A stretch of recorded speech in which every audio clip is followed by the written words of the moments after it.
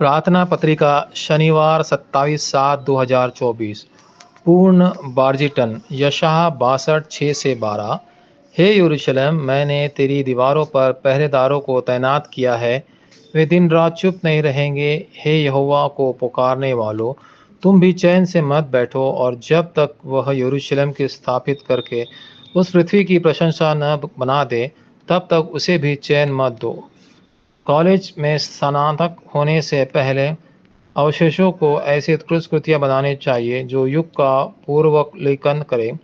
यह तभी संभव है जब वे पवित्र त्रिएक की शक्ति में विश्वास करें और सिंहासन के आशीर्वाद का आनंद लें। न केवल वास्तविक में अवशेष, बल्कि अन्य द्वीप राष्ट्रों के अवशेषों को भी उठ खड़ा होना चाहिए और विश्व सुसमाचार प्रचार करने में मदद की जानी चाहिए। अवशेषों को सटीक वाचा को थामे रखना चाहिए और आध्यात्मिक शिखर बनने के लिए तैयार रहना चाहिए। इसके अलावा उन्हें निश्चित रूप से ऐसी उत्कृष्ट कृतियाँ तैयार करनी चाहिए जो युग का पूर्वावलोकन करें। तीनों संगठन पहले ही 4 उद्योग पर विजय प्राप्त कर चुके हैं और 5 उद्योग भी होंगी। इसके अलावा वे नेफिलिम रणनीतियों का उपयोग करेंगे। ऐसा करने से मानसिक बीमारियों के युग के पास आने के अलावा कोई विकल्प नहीं है। इसलिए अवशेषों को पहले आध्यात्मिक शिखर बनना चाहिए, फिर अवशेष को किसके आगे रहना चाहिए। पहला, हवा का साम्राज्य। इफिसियों 2:2। पूर्ण सीमित एकाग्रता का समय पाकर अवशेषों को कलवरी, जैतून का पहाड़ और मार्ग के ऊपरी कमरे का अनुभव करना चाहिए। यह मसीह है, परमेश्वर का राज्य और केवल पवित्र आत्मा जो हवा के साम्राज्य के शासक को उखाड़ फेंक सकते हैं। यह केवल पवित्र त्रिएक की शक्ति, सिंहासन की शक्ति के माध्यम से संभव है, जो समय और स्थान से परे है और 3 युगों को बचाने की शक्ति है। दूसरा, स्वतंत्र अवशेषों को उन लोगों को मुक्त करना चाहिए जो पूरी तरह से अंधकार में फंसे हुए हैं।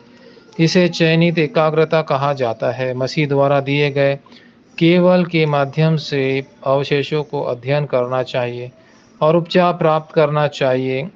उन्हें अपने भीतर शैतान के बाज़ीन को नष्ट करना चाहिए। दूसरा कुरिन्थियों 10:4-5 और मसीह के प्रकाश को फैलाना चाहिए। गलतियाँ 2:20 जो उनके भीतर रहता है। पहला पत्रस 2:9 आराधनालय रणनीतियों का उपयोग करके। प्रेरितों 17:1-18-4 और 19:8। अवशेषों को मसीह की उत्कृष्ट कृतियाँ बनने की ज़रूरत है। आराधना और प्रार्थना, पवित्र ध्यान और परमेश्वर का राज्य और बहुजातीय लोगों के युग का खोलना। तीसरा, एकता। अवशेषों को एकता के आशीर्वाद को बहाल करना चाहिए। उन्हें अपने अध्ययन में 3 प्रारंभ बनाने होंगे।